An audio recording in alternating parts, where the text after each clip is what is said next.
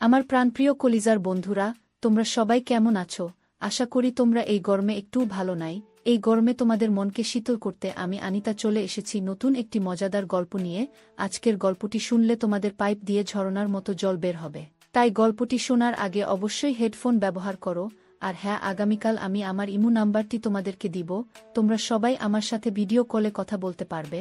আর আমার ইমো নাম্বারটি শুধুমাত্র তারাই পাবে যারা আমার চ্যানেলটিকে সাবস্ক্রাইব করে পাশে থাকবে। আমার বাচ্চা না হওয়ায় আমার শ্বশুর শাশুড়ি আমাকে অনেক বাজে বাজে কথা বলতো। এরপর আমি একদিন আমার জামাইকে নিয়ে ডাক্তারের কাছে গেলাম। ডাক্তার সাহেব আমার জামাইকে পরীক্ষা নিরীক্ষা করে বলল, দেখুন, আপনার জামাইয়ের সমস্যা আছে, কিন্তু আপনার কোনো সমস্যা নেই। আপনার যদি সন্তানের প্রয়োজন হয় তাহলে আপনাকে একটি কাজ করতে হবে। যদি কাজটি ভালোভাবে করতে পারেন তাহলে আপনার বাচ্চা হবে। আমি বললাম, কি কাজ ডাক্তার সাহেব? তখন ডাক্তার সাহেব আমাকে বলল, একদিন তোমাকে আমার সাথে একটি জায়গায় যেতে হবে, তাহলে তোমার বাচ্চা হবে। তারপর আমি ডাক্তার সাহেবের কথা বিশ্বাস করে সেখানে গেলাম। যাওয়ার পর ডাক্তার সাহেব আমাকে যা করল তা শেষ পর্যন্ত শুনলে আমি গ্যারান্টি দিয়ে বলতে পারি তোমাদের পানি চলে আসবে, নিজেকে কন্ট্রোল করতে পারবে না।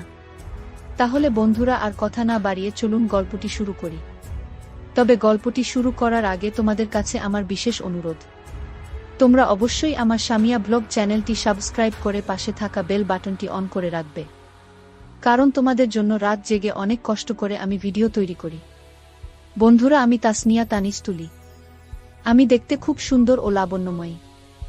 দেখতে খুব সুন্দর হওয়ায় আমি যখন ক্লাস 7-এ পড়ি তখন বখাটে ছেলেরা আমাকে খুব বিরক্ত করত। এই বখাটে ছেলেদের জন্য আমি বাড়ির বাইরে বের হতে পারতাম না, স্কুলে যেতে পারতাম না। সত্যি বলতে আমি এতটাই সুন্দরী ছিলাম যে কোনো ছেলে আমাকে একবার দেখলে মুখ ফিরাতে পারত না। আমার স্কুলের ছেলে বন্ধুরা আমাকে প্রায় সময় বলতো, তানিস, তোর যে চেহারা আর বডি, তোরে দেখলে তো আমাদেরই মাথা ঠিক থাকে না। মনে হচ্ছে তুই অনেক পাওয়ারফুলও বটে। যে ছেলে তোকে বিয়ে করবে সে নিশ্চয় খুবই ভাগ্যবান হবে। আমার এক খুব কাছের ছেলে বন্ধু আমাকে বলতো, সত্যি তোকে যে বিয়ে করবে সে স্বর্গীয় হবে। তোকে দেখতে যে সুন্দর লাগে, এনজয় করতে পারলেন না জানি কত ভালো লাগবে। আমি তখন তাকে বলতাম, এই দুষ্টু, এবার তোর দুষ্টামি বন্ধ করবি। কি আর বল বন্ধুরা, ছোটবেলা থেকেই আমার এমন সৌন্দর্য দেখে মাঝে মাঝে আমার ৬২ বছরের দাদাও আমাকে কুপ্রস্তাব দিয়ে বসত। আমি যখন ক্লাস 9-এ পড়ি তখন আমার মা বাবা আমার বখাটে ছেলেদের উত্ত্যক্ত দেখে আমাদের এলাকার এক চেয়ারম্যানের ছেলের কাছে আমাকে বিয়ে দিয়ে দিল।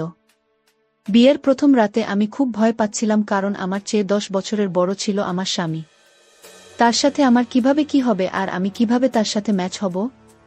তাছাড়া জীবনে প্রথম, আমার আগে কখনো এমন অবস্থায় পড়েনি, তাই তাকে দেখে আমার খুব ভয় হচ্ছিল। এ বিষয়ে এর আগে যদি কোনো অভিজ্ঞতা তাহলে হয়তো এতটা ভয় পেতাম না।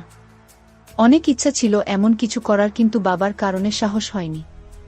বাবা যদি কোনোভাবে জানতে পারত তাহলে আমাকে মেরেই ফেলত। যাই হোক, বাসর ঘরে আমি বসে বসে এ ব্যাপারে চিন্তা করছি, আর মাঝে মাঝে ভাবছি যে আমার থেকে সে 10 বছরের বড়, তার সাথে আমি কুলিয়ে উঠতে পারবো কিনা।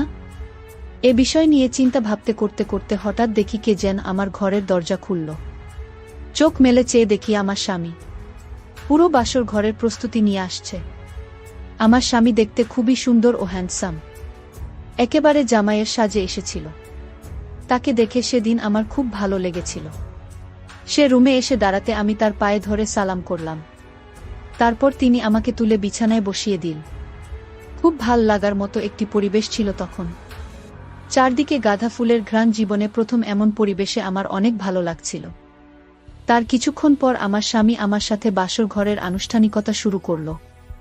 প্রথমে তাকে দেখে ভয় হয়েছিল, কিন্তু পরে আস্তে আস্তে আমার ভয়টা কেটে গেল। সত্যি বলতে কি, তাকে দেখে আমি রকমটা ভেবেছিলাম, আসলে সে সেরকম না। তাকে দেখতে অনেক শক্তিশালী এবং হ্যান্ডসাম মনে হলেও তার ভিতরের দিকটা মোটেও শক্তিশালী ছিল না। তাই সেদিন তার সাথে আমার খুব বেশি হয় নাই। অবশ্য সেদিন রাতে অনেক গল্প করেছিলাম।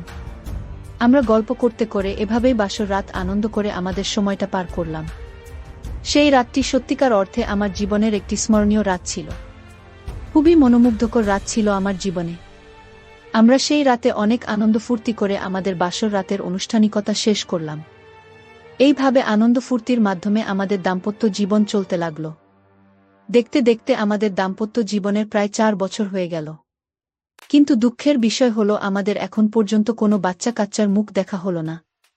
আর এজন্য আমার জামাই মাঝে মাঝে খুব হতাশা ভোগ করত। আমি নিজেও হতাশ হয়ে পড়তাম। এরপর একদিন আমার জামাই আমাকে বলল, শোনো তানিজ, আমার মনে হয় কারো না কারো কোনো সমস্যা আছে। আর তা না হলে আমাদের বিয়ের 4 বছর হয়ে গেছে, এখনো কেন আমাদের বাচ্চা কাচ্চা হয় না? এক কাজ করো, চলো আমরা ভালো কোনো ডাক্তারের কাছে যাই, তাহলে হয়তো আমরা বাচ্চা কাচ্চার মুখ দেখতে পারবো। আমি বললাম, ঠিক আছে, চলো তাহলে আমরা একটি ভালো ডাক্তারের কাছে যাই, গিয়ে আমাদের সমস্যার কথা বলি। পরের দিন আমি এবং আমার জামাই একজন ভালো ডাক্তারের কাছে গেলাম। শিলিগুড়ির খুব নামকরা ডাক্তার তিনি, তার প্রশংসা আছে অনেক। ডাক্তারের কাছে গিয়ে আমার সমস্যার কথা খুলে বললাম। ডাক্তার বাবু, আমার বিয়ে হয়েছে 4 বছর হয়েছে, কিন্তু আমার এখনো কোনো বাচ্চা হয় না।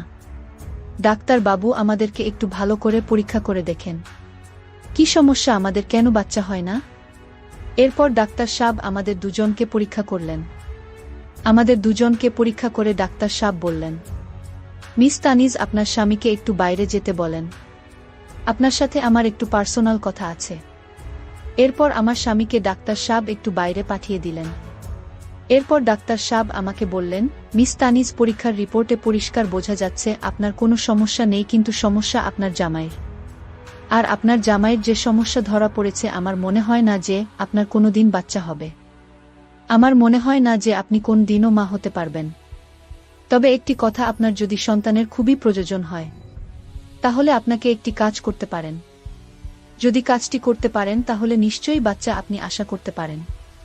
তবে কাজটি খুবই গোপনীয়। এই কাজটি করার পর আপনি আপনার জামাই সহ কাউকে কোনোদিনও বলতে পারবেন না। যদি বলেন তাহলে বাচ্চা হবে না। আমি বললাম, কি কাজ ডাক্তার সাহেব?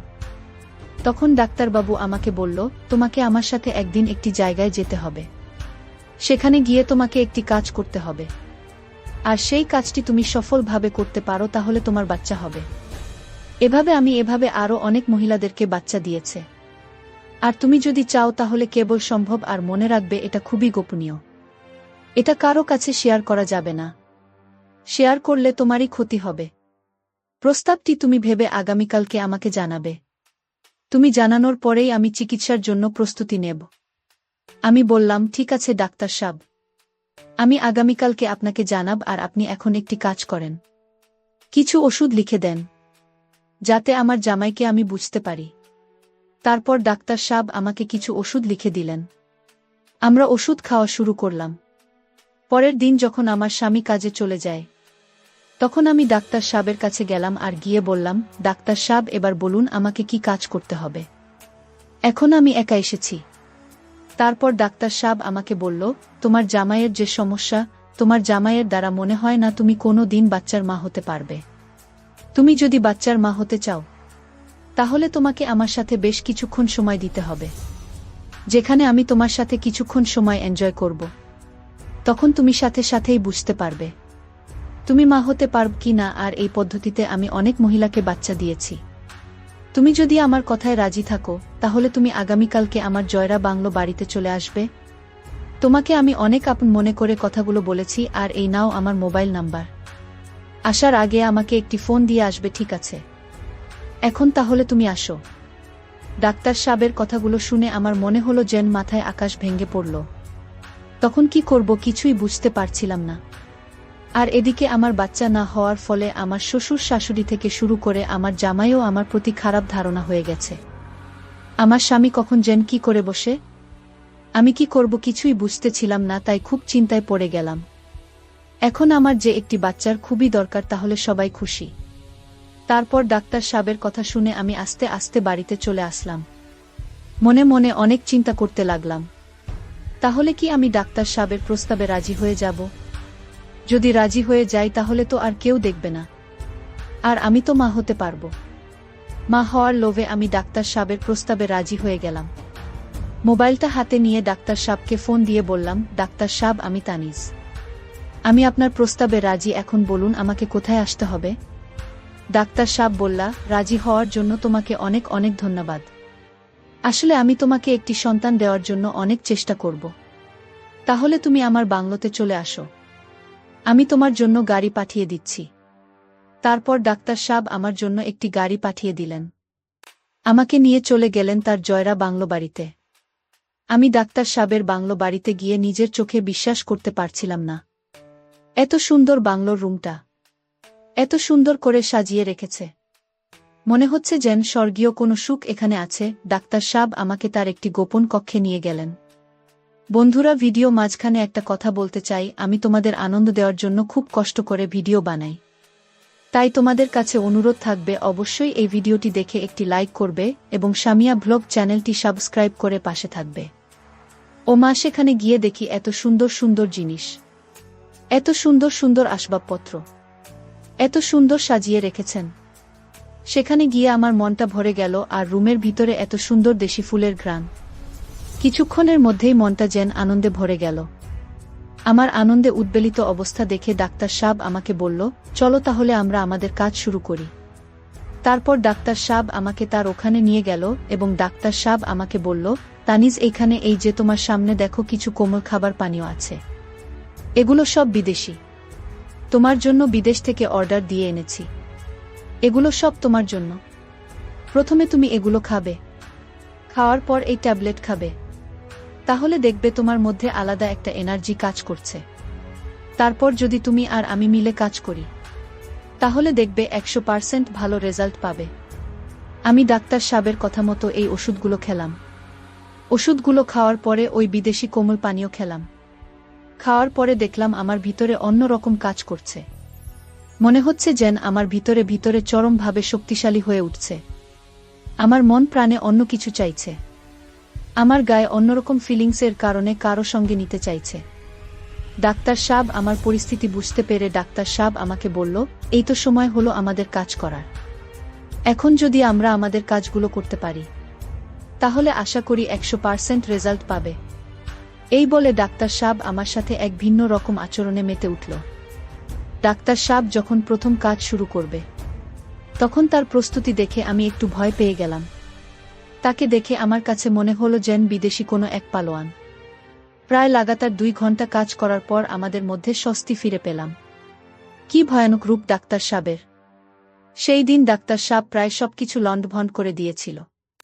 আর সেই দিন মূলত আমি অনেক শান্তি এবং সুখ পেয়েছিলাম, যা আমার জামাই 4 বছরেও দিতে পারিনি। এইভাবে আনন্দ করে আমি ডাক্তার সাহেবের ওখান থেকে বাসায় চলে আসলাম। 3 মাস পর আমি অনুভব করলাম আমি সন্তান সম্ভবা। তারপর আবার সেই ডাক্তার সাহেবের কাছে গেলাম। ডাক্তার সাহেব আমাকে পরীক্ষা করে দেখল আমার একটি নয় 2টি বাচ্চা। ডাক্তার সাহেব রিপোর্টটি হাতে নিয়ে আমাকে হাসতে হাসতে বলল, তানিজ সুখবর আছে। আমি বললাম, কি ডাক্তার সাহেব? ডাক্তার সাহেব বলল, তোমার তো একটি নয় 2টি বাচ্চা হবে, তোমাকে তো তোমার ডাবল মিষ্টি খাওয়াতে হবে। আমি বললাম, ডাক্তার সাহেব, মিষ্টি তো আপনি আমাকে খাওয়াবেন, সবই তো আপনারই জন্যই সম্ভব হয়েছে, আর কি খেল দেখালেন।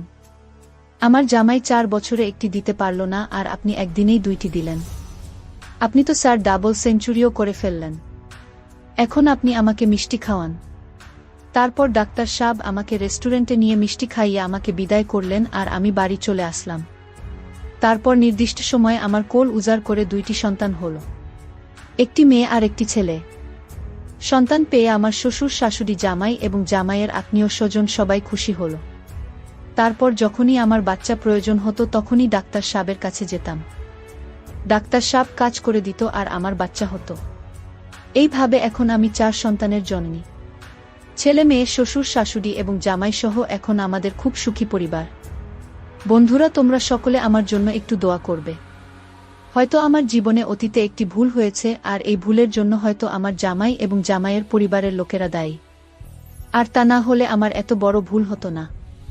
তাদের প্রয়োজন সন্তান, যে কারণে আমি সন্তানের জন্য এরকম ধরনের অন্যায় করতে বাধ্য হয়েছিলাম। যাই হোক বন্ধুরা, এই সকল ঘটনা কেবলমাত্র আমার মধ্যে সীমাবদ্ধ ছিল।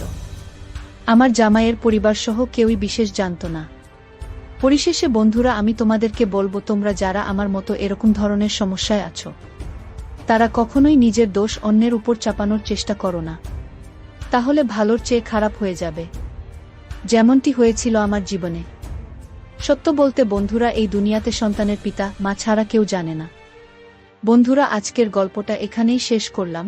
এরকম মজার মজার ভিডিও পেতে সামিয়া ব্লগ চ্যানেলটি সাবস্ক্রাইব করে পাশে থাকা বেল বাটনটি অন করে রাখবে। বন্ধুরা, আমি আসবি অনেক কষ্ট করে তোমাদের জন্য ভিডিও বানাই। আর পরবর্তী গল্পে আমি আমার ইমো নাম্বার দিব এবং তোমরা সবাই আমার সাথে ভিডিও কলে কথা বলতে পারবা। শুধুমাত্র যারা আমার চ্যানেলটিকে সাবস্ক্রাইব করবে আমি তাদের সাথে ভিডিও কলে কথা বলবো।